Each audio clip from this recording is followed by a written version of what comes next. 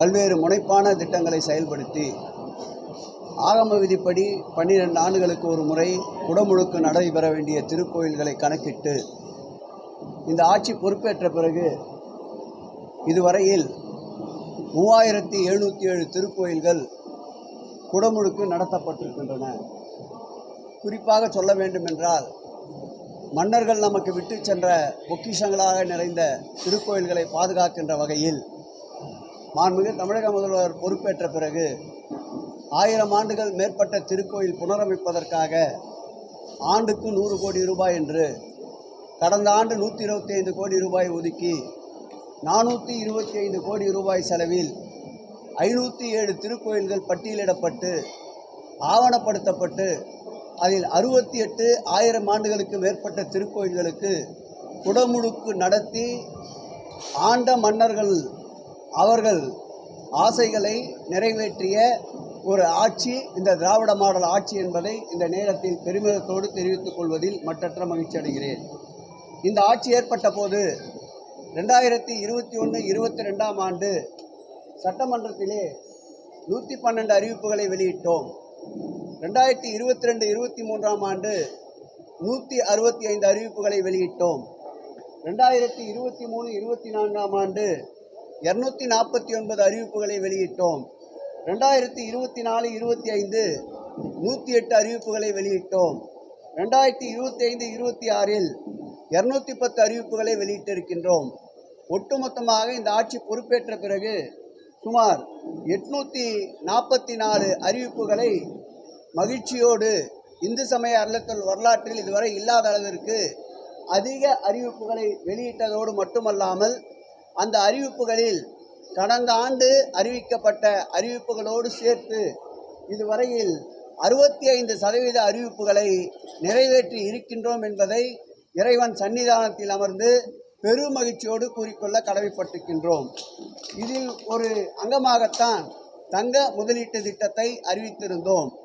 திருக்கோயிலுக்கு வருகின்ற தங்கங்கள் பலமாற்று பொன்னினங்கள், இறைவனுக்கு தேவைப்படாத அந்த பொன்னினங்களை உருக்கி அதற்கு 3 நீதிபதிகள் கொண்ட 3 மண்டலங்களாக தமிழகத்தை பிரித்து, ஒரு மண்டலத்திற்கு உச்சநீதிமன்ற நீதிபதி அன்பிற்கினிய ராஜு அவர்களையும், ஒரு மண்டலத்திற்கு ரவீந்திரன் அவர்களையும், ஒரு மண்டலத்திற்கு மாலா அவர்களையும் நியமித்திருந்தோம். அந்த வகையில் அப்படி பிரிக்கப்பட்ட அந்த பொன்னினங்கள் மத்திய ஒன்றிய அரசிற்கு சொந்தமான மும்பையிலே இருக்கின்ற உருக்காலைக்கு அனுப்பி வைக்கப்பட்டு இதுவரையில் 1074 கிலோ தங்கம் உருக்கப்பட்டு வங்கியிலே வைப்பு நிதியாக வைக்கப்பட்டு ஆண்டிற்கு 17 கோடி ரூபாய் அளவிற்கு அந்த வைப்பு நிதி மூலமாக பெறப்படுகின்ற அந்த நிதியை அந்தந்த திருக்கோயிலுக்கு எந்தெந்த திருக்கோயிலிருந்து தங்கங்களை உருக்கி வைப்பு நிதியாக வைத்தோமோ அந்த திருக்கோயிலுக்கு பயன்படுகின்ற வகையில் அந்த தங்கங்களை, அந்த தங்கத்திலிருந்து வருகின்ற வைப்பு நிதியை பயன்படுத்தி கொண்டிருக்கின்றோம். அதில் ஒரு அங்கமாக இன்றைக்கு 4 திருக்கோயில்களில் சுமார் 53 கிலோ எடையுள்ள தங்கத்தை உருக்காலைக்கு மும்பையிலே இருக்கின்ற ஒன்றிய அரசுக்கு சொந்தமான உருக்காலைக்கு அனுப்புவதற்காக வங்கியிடம் ஒப்படைக்கின்ற நிகழ்ச்சியை இன்றைக்கு இந்த மாவட்டத்துடைய பொறுப்பு அமைச்சர் அருமையண்ணன் காந்தி அவர்கள் முன்னிலையிலேயும், இந்த மாவட்டத்துடைய செயலாளர் அண்ணன் சுந்தரம் அவர்கள் முன்னிலையிலேயும், இந்த மாவட்டத்துடைய நாடாளுமன்ற உறுப்பினர் அண்ணன் செல்வம் அவர்கள் முன்னிலையிலேயும், இந்த தொகுதியினுடைய சட்டப்பேரவை உறுப்பினர் அன்பிற்கினிய எழிலரசு அவர்களுடைய முன்னிலையிலேயும், மாவட்ட ஆட்சித்தலைவர் அவர்கள் முன்னிலையிலேயும், எங்கள் துறையினுடைய கூடுதல் ஆணையாளர் பழனி IAS அவர்கள் முன்னிலையிலேயும், இணை ஆணையாளர்கள் குமரகுரு மற்றும் வான்மதி ஆகியோர்கள் முன்னிலையிலேயும், இந்த பகுதியினுடைய மேயர் அவர்கள் முன்னிலையிலேயும் வங்கியிடம் இன்றைக்கு ஒப்படைத்திருக்கின்றோம். அவைகளையும் சேர்த்து 18 கோயில்களில் மேலும் இந்த தங்கங்களை பிரித்து அரக்குகளை நீக்கி அதை பதப்படுத்தி உருக்காலைக்கு அனுப்புவதற்காக 308 கிலோ தங்கத்தை மேலும் இந்த மாத இறுதிக்குள் மும்பையிலே இருக்கின்ற உருக்காலைக்கு அனுப்ப இருக்கின்றோம்.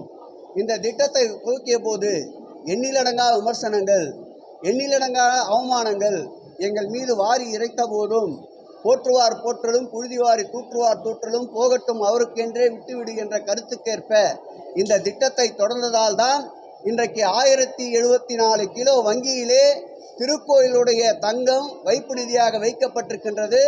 ஆண்டுக்கு 17 கோடி ரூபாய் வளர்ச்சி பணிகளுக்கு செலவிடப்படுகிறது என்பதை அந்த வஞ்சக எண்ணத்தோடு அன்றைக்கு எங்கள் மீது வசைமாறி பொழிந்தவர்களுக்கு இந்த நேரத்தில் நான் அவர்கள் வாழ்த்துகளோடு இந்த திட்டம் வெற்றிகரமாக்கப்பட்டது என்பதை மகிழ்ச்சியோடு தெரிவித்துக் கொள்கிறேன். இந்த திருக்கோயிலை பொறுத்தளவில் சுமார் 38 பணிகள் 28 கோடி ரூபாய் செலவில் மேற்கொள்ளப்பட்டிருக்கின்றன. இதில் பெரும்பகுதி 12 கோடி திருக்கோயில் நிதியை தவிர்த்து மற்ற நிதி அனைத்தும் உபயதாரர் நிதியாக வரப்பட்டிருக்கின்றது. பெருமிதத்தோடு சொல்லிக் கொள்கிறோம், இந்த ஆட்சியில் இந்த 4 ஆண்டு காலங்களில் உபயதாரர்களிடமிருந்து வரப்பெற்ற நிதியை போல் எந்த காலத்திலேயும் இந்த துறை உருவாக்கப்பட்டதிலிருந்து வரப்பெறவில்லை.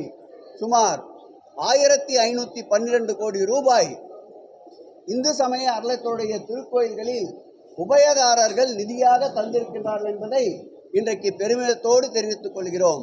அந்த வகையில் கிட்டத்தட்ட 16 கோடி ரூபாய்க்கு மேலாக உபயதார நிதி வரவேற்கப்பட்டிருக்கின்றன. மொத்தம் இருக்கின்ற பணிகளில் 12 பணிகள் நிறைவு பெற்றிருக்கின்றன. கூடுதலாக இருக்கின்ற பணிகளை நிறைவு செய்வதற்கு நம்முடைய சட்டப்பேரவை உறுப்பினர், மாவட்ட செயலாளர், மாவட்ட ஆட்சித்தலைவர், எங்கள் துறையுடைய இணை ஆணையாளருக்கு இன்றைக்கு அறிவுறுத்தப்பட்டிருக்கின்றது. அனைத்து பணிகளையும் நிறைவு செய்து நம்முடைய வருகின்ற டிசம்பர் மாதம் 8ஆம் தேதி அன்று இந்த திருக்கோயிலுடைய குடமுழுக்கு நடத்தப்படும் என்பதை மகிழ்ச்சியோடு தெரிவித்துக் கொள்கிறோம். இந்த திருக்கோயிலுக்கு உள்ளடங்கிய பிரகாரங்களில் 1008 கால் மண்டபம் பல ஆண்டுகளாக செயல்படாமல் மூடப்பட்டிருந்தது. இந்த ஆட்சி பொறுப்பேற்ற பிறகுதான் 12 ஆண்டுகளுக்கு பிறகு நானும் மாவட்ட செயலாளர், சட்டப்பேரவை உறுப்பினர்களும் இந்த திருக்கோயில் ஆய்வுக்கு வந்தபோது மூடப்பட்டிருக்கின்ற அந்த மண்டபத்தை மக்கள் பயன்பாட்டிற்கு திறந்து விட்டிருக்கின்றோம்.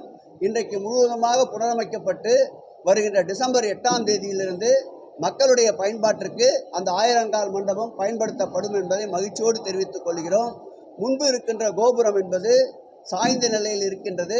அது எஸ்எல்சி உயர்மட்ட குழு கமிட்டியிலே வைத்து அந்த கோபுரத்தை புதிதாக கட்டுவதா அல்லது இருக்கின்ற கோபுரத்தையே பழுது நீக்கி பயன்படுத்தலாமா என்பதை அறிந்தவுடன் இன்னும் ஒரு வார காலத்திற்குள் அந்த முடிவினை எடுப்போம். அதேபோல் பௌர்ணமி மண்டபம் என்று சொல்லப்படுகின்ற அந்த மண்டபமும் பல ஆண்டு காலமாக பக்தர்கள் பயன்பாட்டில் நம்மில் இருந்தது. அதையும் டெண்டர் கோரப்பட்டிருக்கின்றது. அதற்குண்டான பணிகளும் நடந்து கொண்டிருக்கின்றன. குடமுழுக்கிற்கு பிறகு இந்த 2 பணிகளும் நிறைவு செய்யப்படும் என்பதை மகிழ்ச்சியோடு தெரிவித்துக் கொள்கிறோம். ஆய்வின் போது கூடுதலாக இந்த பகுதியில் ஏற்கனவே பணியாற்றிய நம்முடைய இணை ஆணையாளர் வான்மதி அவர்களை இந்த திருப்பணிக்காக கூடுதல் பொறுப்பாக நியமிப்பதற்கு நம்முடைய கூடுதல் ஆணையாளர் பழனி IAS அவர்களிடம் உத்தரவு கேட்டுக்கொண்டிருக்கின்றோம்.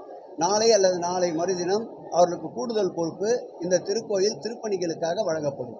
ஏகாம்பரநாதர் கோயிலுக்கு சொந்தமான இடங்கள்லாம் நிறைய இருக்குது. வாடகை பாக்கி நிலுவையில் இருக்கிறது கடந்த ஆண்டுகள் இருக்குது. அந்த வாடகை பாக்கிலாம் சேர்த்தா இன்னும் கும்பாபிஷேகத்தை சிறப்பாக பண்ணலாம்.